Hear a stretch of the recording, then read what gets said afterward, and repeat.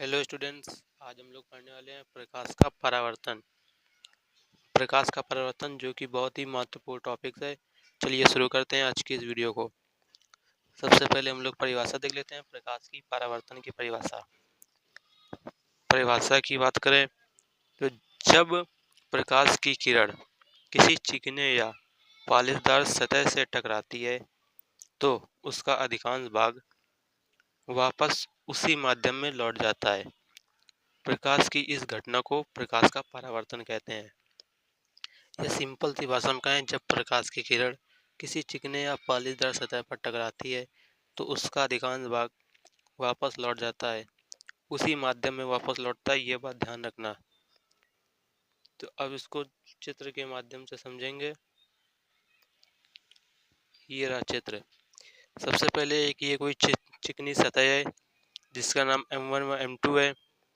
ठीक, ये किरण है। आने वाली सूर्य की किरण को बोलते हैं आपतित किरण और जाने वाली किरण को बोलते हैं परावर्तित किरण। इन दोनों किरणों के बीच एक लंब होता है जिसे बोलते हैं अभिलंब, और जिस बिंदु पर ये तीनों होते हैं उसे बोलते हैं आपतन बिंदु।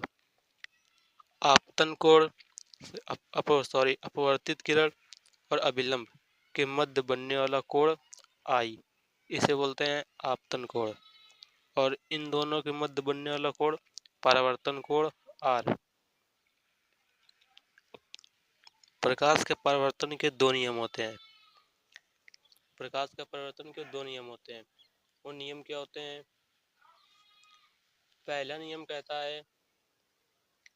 नियम कहता है आपतित किरण, परावर्तित किरण तथा आपतन बिंदु पर खींचा गया विलंब, तीनों के तल एक ही होते हैं। फिगर में एक बार फिर से ध्यान से समझेंगे।